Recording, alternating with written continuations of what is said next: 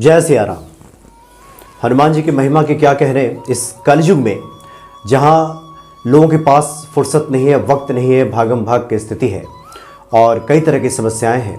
वैसे में हनुमान जी की पूजा आराधना, हनुमान चालीसा का पाठ, ये बताया गया है कि बहुत जल्द इसकी पूजा आराधना करने से, पाठ करने से हनुमान जी की कृपा प्राप्त हो जाती है और ये सुगम भी है। चलते फिरते, उठते बैठते हनुमान चालीसा का पाठ किया जा सकता है, लोग करते भी हैं।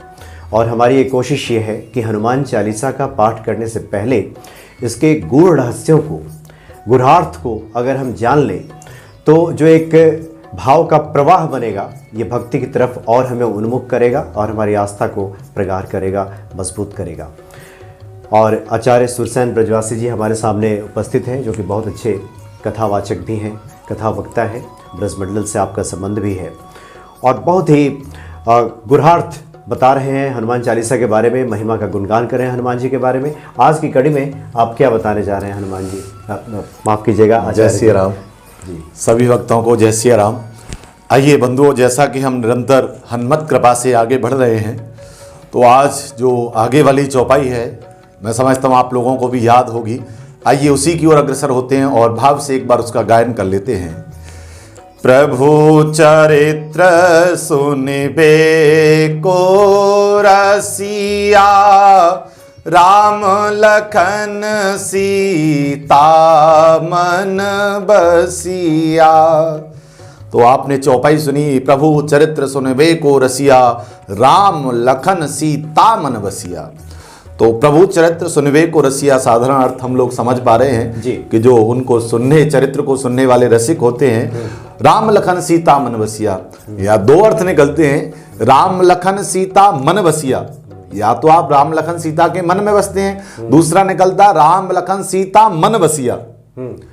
या राम लखन जो सीता हैं, ऐसे प्रभु चरित्रों को आप सुनते हैं तो वो आपके अंदर विराजमान होते हैं। दोनों ही अर्थ इस भाव के निकलते हैं।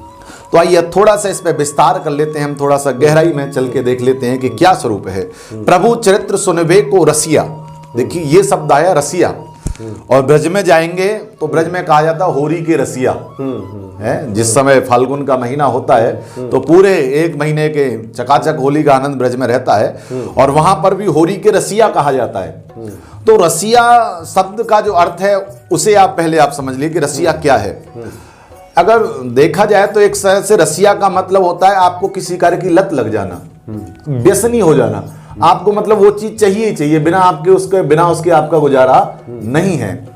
जैसे बहुत सारे लोग होते हैं जिन्हें गुटखा चाहिए ही चाहिए, बिना गुटखा के उनका गुजारा नहीं है। चाहे आप मोहन भोग खिलाइए उन्हें, लेकिन वो उसे छोड़ देंगे और उन्हें वो चाहिए, लत लग चुकी है। क्योंकि तो रसिया का मतलब होला लत लग जाना, कि आप बिना उसके नहीं रह सकते।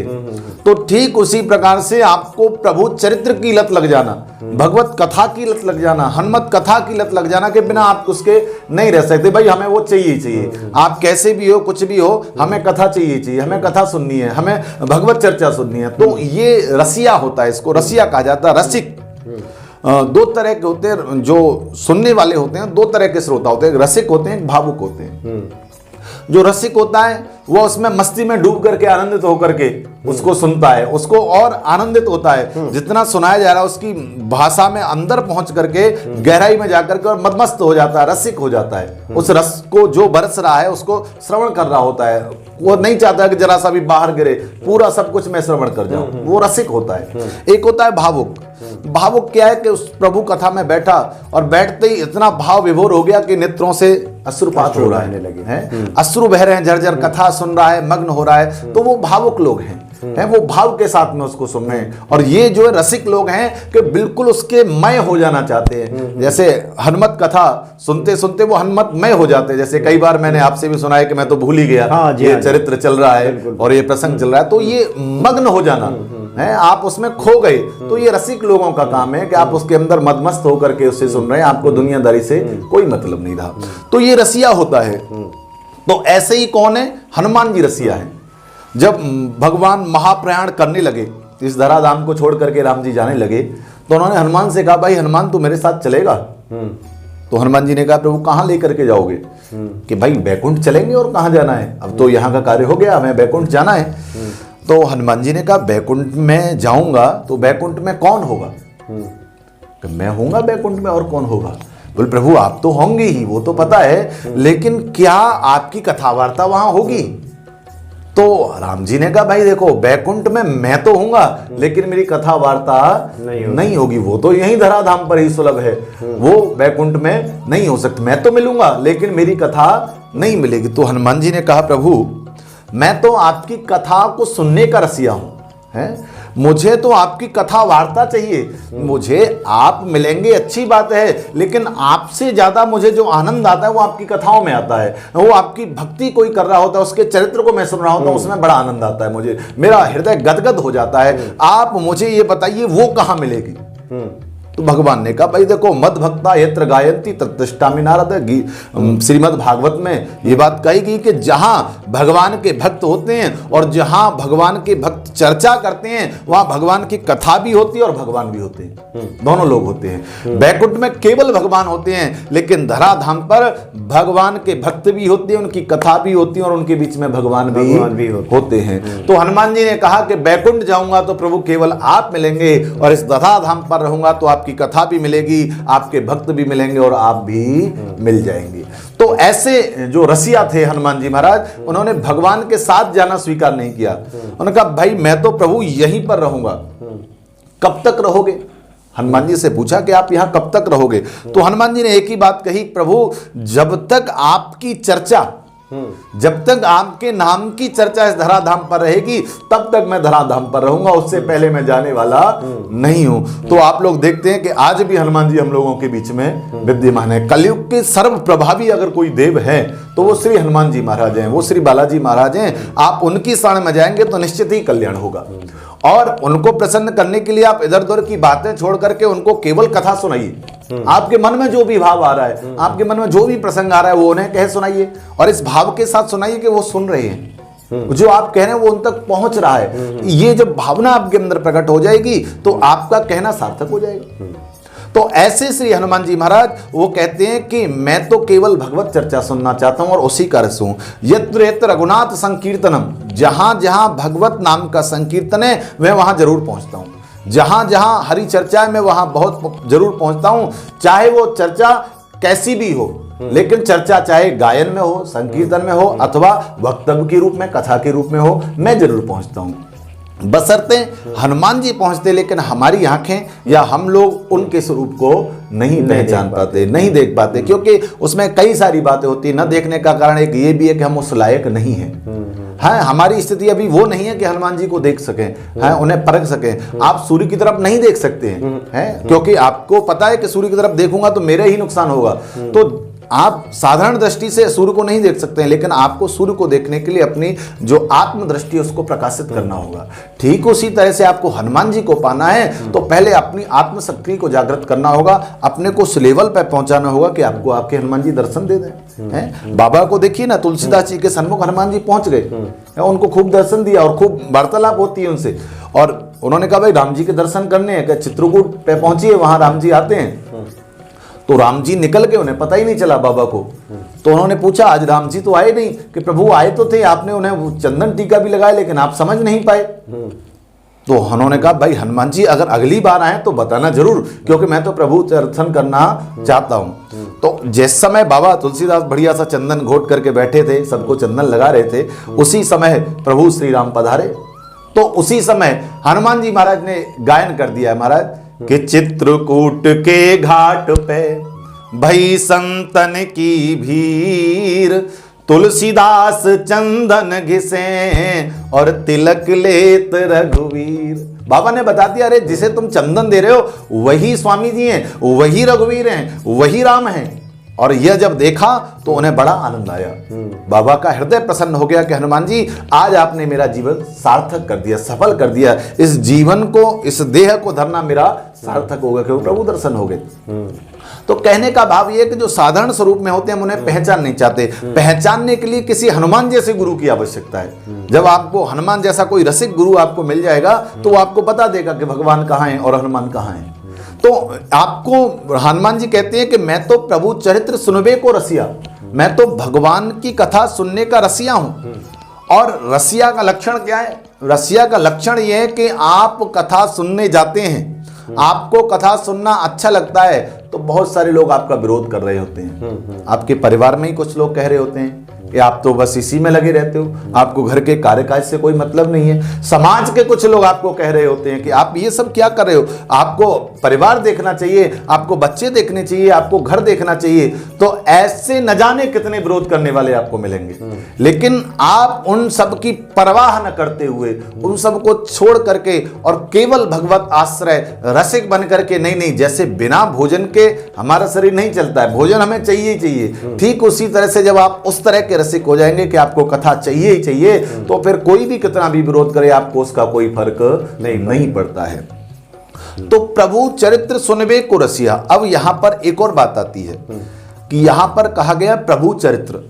बाबा चाहते तो रामचरित्र भी लिख सकते थे, लेकिन बाबा ने लिखा प्रभु चरित्र। तो प्रभु चरित्र से मतलब है कि चाहे वो राम का चरित्र हो, चाहे वो कृष्ण का चरित्र हो, चाहे वो देवी का चरित्र हो, चाहे वो शिव का चरित्र हो, चरित्र कोई भी हो, होना प्रभु से संबंध चाहिए, होना ईश्वर से संबंध चाहिए। ऐसा कोई भी चरित्र अगर सन्मुख आता है तो हनुमान जी महाराज से भाव से श्रवण करते हैं। वो केवल रामचरित्र के लिए नहीं है, वो तो प्रभु चरित्र के लिए हैं, जो उनके आराध्य हैं, जो उनके प्रभु की श्रेणी में आते हैं। उनका किसी का भी चरित्र अगर सुनने को मिलता है तो भाव से सुनते हैं। और यहां तक कि अगर किसी भगवत भक्त का भी चरित्र उन्हें सुनाया जाता है, और जो सच्चे भक्त हैं, बहुत सारे हुए हैं, कबीर हुए हैं, तुलसी हुए हैं, बहुत सारे भगवत भक्त हैं, अगर इनका भी चरित्र उन्हें सूरदास जैसों का चरित्र सुनाया जाता है तो हनुमान जी उसे सुनकर के भी आनंदित होते हैं, प्रसन्न चित्त होते हैं। क्योंकि जिसने ईश्वर को प्राप्त कर लिया, जिसने ईश्वर से मिलान कर लिया, ऐसा हर व्यक्ति हनुमान जी को प्रिय है। जो इस दुनिया से छल कपट को त्याग करके केवल निर्मल भाव के साथ, अंतर मन के साथ प्रभु के साथ जुड़ा हुआ है, ऐसा हर व्यक्ति हनुमान जी को प्रिय है। और दूसरी बात क्या है कि जिस तरह से हम अपने अनुसार रहने वाला व्यक्ति, या जो हमारी भावनाओं के साथ मेल खाता हो, ऐसे व्यक्ति को ढूंढ लेते हैं। जो रसिक जिस तरह का होता है, जिस तरह की लत होती है, वो अपना साथी ढूंढ लेता है। भजनानंदी ढूंढ लेगा, कीर्तन का रसिक कीर्तन वाले को ढूंढ लेगा, मतलब नाना प्रकार के जो भी रसिक हैं वो अपना व्यक्ति अपने साथ ढूंढ लेता है। तो ठीक उसी प्रकार से जो हनुमान जी हैं, जब किसी भगवत भक्त को पाते हैं तो उसको तुरंत ही पहचान जाते हैं और उसके ऊपर कृपा करते हैं। लेकिन बशर्ते ऐसा नहीं है कि हनुमत कृपा नहीं हो रही है, नहीं होगी, कृपा तो हो ही रही है, लेकिन आपको कृपा का आभास मिले, आपको कृपा शाश्वत रूप में मिले, आपको कृपा जीवंत रूप में मिले, इसके लिए आपको पहले उनको जीवंत रूप में स्वीकार करना होगा। आपको पहले उनके पास उस तरह से पहुंचना होगा कि प्रभु आप साक्षात स्वरूप हैं, और आप निज अनुभव ऐसा करिए कि आपको प्रभु का स्वरूप दिखाई दे रहा है, आपको हनुमान जी से बात हो रही है, आप हनुमान जी के बहुत सन्निकट पहुंच रहे हैं। तो ऐसा करने से होता क्या है कि आप जब उस स्थिति में पहुंचते हैं तो प्रभु आपको स्वीकार कर लेते हैं। तो ऐसे श्री हनुमान जी महाराज वो प्रभु चरित्र के रस हैं। वो कहते हैं कि मुझे कुछ भी सुनने को मिले, लेकिन मुझे सुनना पड़ता है और मैं सुनने का रसिक हूं। अगर शंकर जी को देखा जाए, जिनके हिंसा बता रहे हैं, तो वो दोनों चीजों के रसिक हैं, सुनने और सुनाने के। सुनाते भी हैं अच्छे वक्ता बन करके और सुनते भी अच्छे श्रोता बन करके। लेकिन हनुमान जी कहते हैं कि मुझे वक्ता बनने में आनंद नहीं आता है, मुझे तो केवल सुनने में आनंद आता है प्रभु चर्चा। और प्रभु चर्चा जब हो रही होती है, मैं मनमग्न होकर के उसे सुनता हूं, उससे ज्यादा प्रसन्नता का कारण मेरा कोई दूसरा नहीं होता। भगवत चर्चा, प्रभु चरित्र सुनबे को रसिया। इसलिए बाबा कहते हैं कि वो ऐसे रसिया हैं, ऐसी लत उन्हें लगी हुई है कि बिना प्रभु चरित्र के वो नहीं रह सकते। किसी ने कहा कि बाबा इस दुनिया में रहते हैं, इस धराधाम पे रहते हैं, तो उनके रहने का क्या अर्थ है? आजकल दुनिया ऐसी हो गई है, ऐसे लोग हो गए, उनके बीच में बाबा कैसे रह पाएंगे? तो किसी महात्मा ने कहा, कोई महान संत ने कहा कि भैया आज के समय में भी वो भगवान के भक्त मौजूद हैं जिनकी वजह से ये धराधाम पर धर्म टिका हुआ है। आज भी वो संत, आज भी वो भक्त मौजूद हैं, हनुमान जी जिनके लिए बैठे हुए हैं।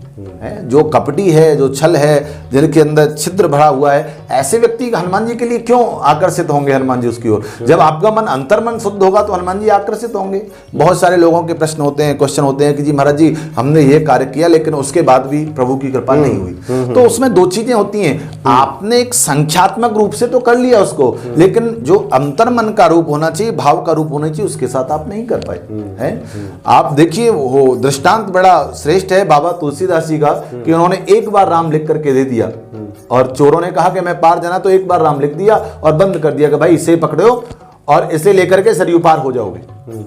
चोरों ने कहा ठीक है, चोर उसको ऐसे ही बंद करके और गए तो सरयू पार हो गए। अब उन्होंने उस पार जाकर के उसको खोला और देखा तो उसमें राम शब्द लिखा हुआ है।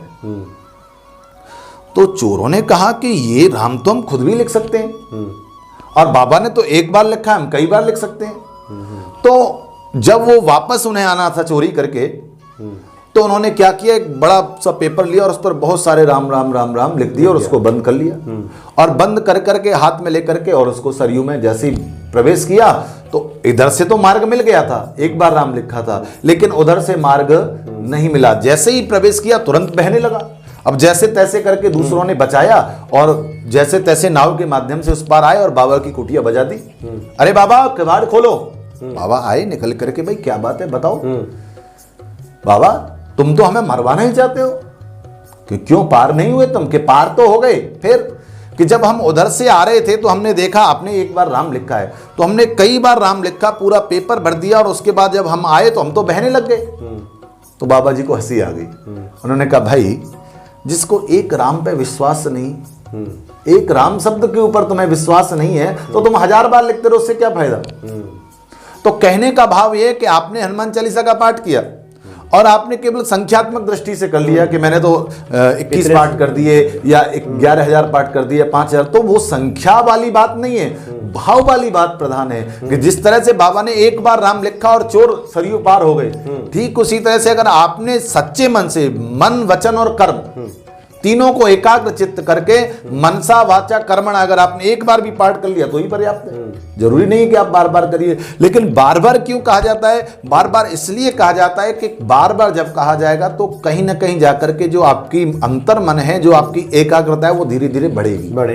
और जब आपकी एकाग्रता बढ़ेगी तो आप उस पाठ के समीप पहुंचेंगे या उस स्वरूप के समीप पहुंचेंगे। इसलिए कहा जाता है कि आप उसको बार बार पाठ करिए, आप इतने पाठ करिए। लेकिन पाठ करने का उद्देश्य केवल एक होता है कि आप मन को एकाग्र करके पाठ करिए। इधर उधर की दुनियादारी को छोड़ करके काम करिए ना। जब आप गाड़ी ड्राइव कर रहे होते हैं तो आप इधर उधर को छोड़ करके ध्यान वहीं रहता है ना कि आप गाड़ी चला रहे हैं। ठीक उसी तरह से जब आप पूजा करने बैठे हैं, जब आप किसी अनुष्ठान में बैठे हैं, तो ध्यान उस समय का वहीं रखिए, क्योंकि आप उसी कार्य को कर रहे हैं, वो आपका प्रधान कार्य है।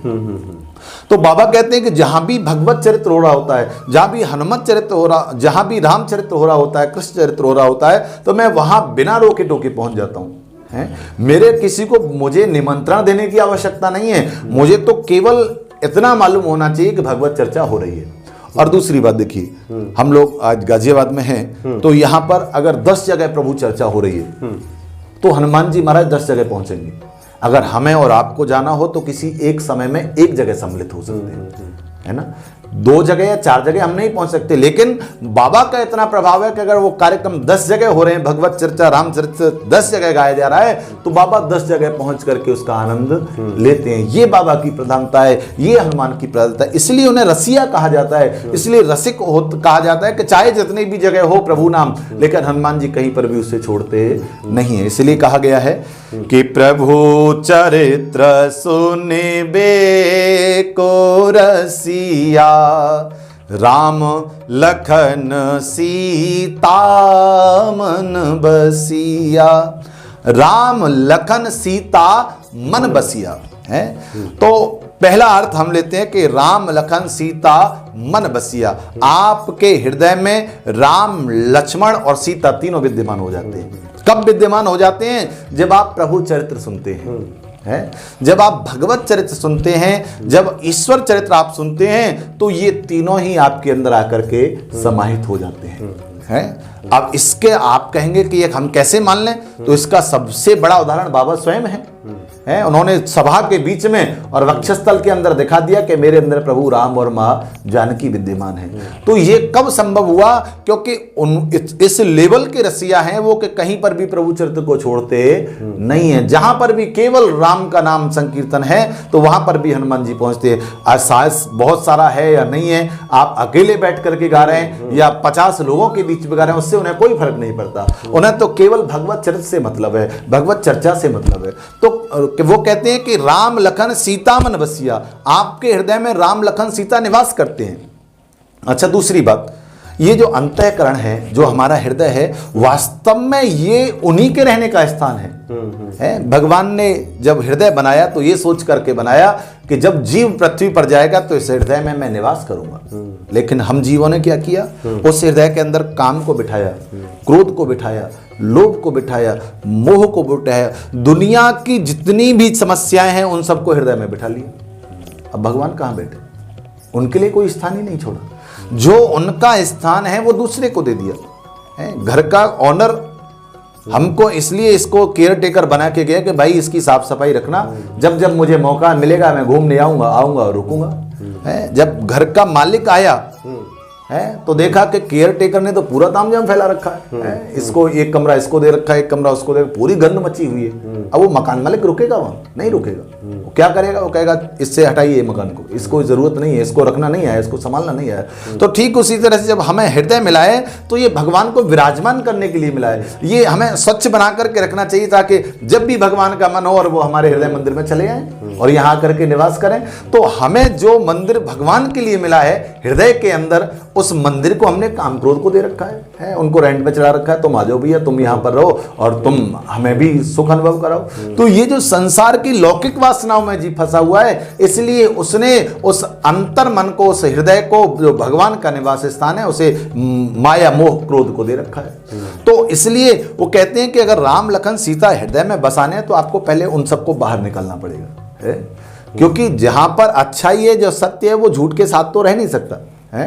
जो व्यक्ति अच्छी जगह पर रहने वाला हो वो किसी झुग्गी झोपड़ी में जाके नहीं रह सकता है। जिसमें आपकी वासनाएं इतनी व्याप्त हैं, इतनी वासनाएं अंदर भरी हुई है कि जिससे अगर वो 1 मिनट भी ठहर गया तो उसका तो दम घुटने लगेगा। तो ठीक उसी प्रकार से आपको राम लखन सीता मन बसिया, इन तीनों को हृदय में बसाना है तो आपको पहले अंतःकरण की शुद्धि करनी होगी। क्योंकि भगवान रामचरितमानस में कहते हैं कि निर्मल मन जन सो मोहि पावा, मोहि कपट छल छिद्र न भावा। तो आपको अंतःकरण को निर्मल बनाना होगा, एकदम शुद्ध बनाना होगा, एकदम पवित्र बनाना होगा, विशुद्ध बनाना होगा, ताकि भगवान आपके यहाँ आकर के निवास करें, विराजमान है। भगवान का हृदय है, आपका घर है, आपको बाहर जाने की आवश्यकता नहीं है। लेकिन बशर्ते आपको उस हृदय रूपी मंदिर को स्वच्छ करना होगा, पवित्र करना होगा। और वो किससे पवित्र होगा? प्रभु चरित्र से। अगर हृदय को पवित्र करना है तो प्रभु चरित्र सुनिए, प्रभु चर्चा सुनिए, वो आपके हृदय को पवित्र करेगी। हनुमान जी सारे दिन यही तो करते हैं, केवल भगवत नाम का संकीर्तन करते हैं और राम चर्चा सुनते हैं, भगवत चर्चा सुनते हैं। तो वो कहते हैं कि राम लखन सीता मन बसिया। तो राम लखन सीता क्या है, पहले तीनों को हम समझ लेते हैं। राम कहते हैं ज्ञान को, जो ज्ञान का स्वरूप है, जो सत्य का स्वरूप है, वो राम है। आपको सबसे पहले ज्ञान होना चाहिए है। हमें भक्ति करनी है तो किस प्रकार से करनी है, और उसमें भक्ति को बहुत सारे नाना पंथ है, नाना पुराण है, सब में अलग अलग बताया गया कि आप इस मार्ग से भक्ति करिए, आप इस मार्ग से भक्ति करिए, इस मार्ग से भक्ति करिए। लेकिन जो मेरी मंद बुद्धि समझ पाई है वो ये है कि आपको भक्ति करने के लिए आपका जो ज्ञान है उसमें भाव होना चाहिए। आप जो भक्ति करने के लिए जा रहे हैं उसमें आपका भाव प्रबल होना चाहिए। क्योंकि भाव आपका प्रबल है तो आपके भाव की प्रधानता के सामने शुद्धि को नहीं देखा जाता है। जैसे भगवान स्वयं आप देखिए तो न जाने कितने ऐसे लोग हैं जिनके यहाँ भगवान गए, जिन्हें नियम ही नहीं पता भक्ति कैसे करनी चाहिए, जिन्हें कुछ भी वेद के बारे में नहीं पता, जिन्होंने भजन संध्या कभी संध्या बंधन नहीं किया, ऐसे लोगों के यहाँ भगवान जाकर के पहुंचे, जिन्हें कुछ भी नहीं पता है जीवन के बारे में कि किस तरह से जीना है, क्या करना है, क्या नहीं करना है। तो उनके अंदर क्या था? भाव की प्रबलता थी, भाव की प्रधानता थी। और भाव की प्रधानता की पराकाष्ठा इतनी प्रबल थी कि भगवान को आना पड़ा, वो रुक नहीं पाए। तो पहला जो राम है वो ज्ञान है। आपको अपने अंदर उस ज्ञान को प्रकट करना होगा। ज्ञान केवल इतना रखिए कि आप जो भी कर्म कर रहे हैं उस कर्म में आपका भाव जुड़ जाना चाहिए। आपकी सबसे बड़ी बात क्या है कि आदमी जब करता है, जैसे हनुमान चालीसा के पाठ कर रहे हैं, कई लोगों की कॉल आती है कि महाराज जी पाठ तो हम लोग कर रहे हैं लेकिन फायदा नहीं हो रहा है। तो प्यारे, फायदा भी होगा, सब होगा, लेकिन कब होगा? जब आप ये मान करके पाठ को करेंगे कि मैं जो पाठ कर रहा हूं वो मुझे पूर्ण प्रतिफल देगा। होता क्या है, पाठ तो कर रहे हैं लेकिन अंदर कहीं ना कहीं ये चलता रहता है कि फायदा मिलेगा भी अथवा नहीं मिलेगा।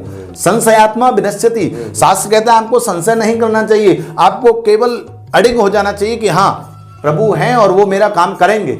जब आप बिल्कुल 100% अपने आप को समर्पित करेंगे तो 100% आपका कार्य भी बनेगा। है तो आपको पहले ये ज्ञान होना चाहिए। राम क्या है? ज्ञान का स्वरूप है। लक्ष्मण क्या है? वो वैराग्य है। दुनियादारी से कोई मतलब नहीं है। जो वनवास मिला वो केवल राम जी को मिला है, लेकिन लक्ष्मण ने पूरी अयोध्या का त्याग कर दिया कि मुझे नहीं चाहिए है। जहां मेरा राम नहीं वहां मैं नहीं रह सकता। अर्थात जहां ज्ञान नहीं वहां वैराग्य नहीं रह सकता। वैराग्य ज्ञान के ही साथ चलता है, बिना ज्ञान के साथ चले वैराग्य का कार्य नहीं होता। तो लक्ष्मण जी क्या, वो वैराग्य स्वरूप, पत्नी को भी छोड़ दिया है, परिवार को छोड़ दिया, संपत्ति को, सब कुछ छोड़ दिया, केवल किस लिए कि मैं राम का दास हूं और मुझे राम के साथ जाना है। तो ये क्या है? ये वैराग्य है। ज्ञान के साथ वैराग्य चलता ही चलता है। जब आपके अंदर ज्ञान आएगा तो वैराग्य साथ में भी आएगा। और सीता क्या है? ये सीता भक्ति है। तो जब आपको राम चाहिए, ज्ञान चाहिए, वैराग्य चाहिए, तो उन दोनों के लिए आपको भक्ति की आवश्यकता है। भक्ति का जब पुट लगता है तो ज्ञान वैराग्य दोनों आनंदित होते हैं। जब सीता जी राम और लक्ष्मण के साथ में होती है तो दोनों को आनंद होता है। राम भी प्रसन्न है और लक्ष्मण भी प्रसन्न है। तो कहने का भाव है कि जब आप प्रभु चरित्र सुनेंगे तो राम लखन सीता मन बसिया, अर्थात ज्ञान, भक्ति और वैराग्य तीनों आपके अंदर समाहित होंगे। अथवा दूसरे अर्थ की ओर आते हैं कि राम लखन सीता मन बसिया, या फिर ये कहिए कि आप जब प्रभु चरित्र सुनेंगे तो राम लक्ष्मण सीता तीनों के मन में आप बस जाएंगे। है? तो जब किसी ने राम जी से पूछा, प्रभु आपको सबसे ज्यादा प्रिय कौन है? तो सभा में कुछ लोग कह रहे थे कि लक्ष्मण को कहेंगे, लक्ष्मण हर समय साथ रहता है, 14 वर्ष वन में रहा। कुछ ने कहा नहीं, भरत को कहेंगे, क्योंकि वो अकेला रह करके भी और उसने साधना का जो क्रम था वही रखा जो जंगल वाला था। लेकिन भगवान ने कहा कि भाई अगर मुझसे सबसे प्रिय वाली बात पूछते हो तो मुझे मेरा हनुमान सबसे प्रिय, उससे ज्यादा प्रिय मुझे कोई भी नहीं है। क्यों? क्योंकि वह प्रभु चरित्र सुनवे को रसिया, उसे भगवत चरित्र में इतना आनंद आता है, इतना मग्न हो जाता है कि उसे दुनियादारी की कोई चिंता नहीं है। तो कहने का भाव यह है कि आप अगर प्रभु चरित्र भाव के साथ सुनते हो, रसिया बन करके, रसिक बन करके सुनते हैं, तो राम लखन सीता मन बसिया आप वो कर सकते हैं कि स्वयं भगवान राम अपने हृदय में आपको बसा लेंगे, अपने हृदय में आपको स्थान देंगे। और इससे बड़ा आपको क्या चाहिए? तो ऐसे श्री हनुमान जी महाराज, जिनके हृदय में तो राम बसते ही बसते हैं, लेकिन राम के हृदय में देखा जाए तो हनुमान बसते हैं। क्योंकि प्रभु चरित्र सुनवे को रसिया, राम लखन सीता मन बसिया। ऐसे श्री बाबा, ऐसे श्री हनुमान जी महाराज, जिनकी कृपा से सब काम होता है, सर्व संकटों की निवृत्ति होती है। आज हमने उनके इस रसिक स्वरूप का वर्णन आप लोगों के बीच में किया। उम्मीद है कि आप लोगों को भी बहुत अच्छा लगा होगा। आइए, जय श्री राधे। जी हाँ, निश्चित तौर पे बड़ा ही भावपूर्ण और प्रेमपूर्ण आपने महिमा का वर्णन किया है हनुमान जी का। और मैं सुन रहा था और मुझे लगा कि निश्चित तौर पे जो लोग ये सवाल करते हैं कि हनुमान जी की कृपा नहीं बरस रही, एक बार अगर हनुमान चालीसा के इन गूढ़ रहस्यों को, अर्थों को जान लें जी जी, तो इसमें कहीं कोई संशय की गुंजाइश नहीं बचती। और निश्चित तौर पे हनुमान जी कृपा करते ही करते हैं। बिल्कुल। आचार्य जी, आगे की कड़ी में हम लोग बात करेंगे। जी जी, जय श्री राम।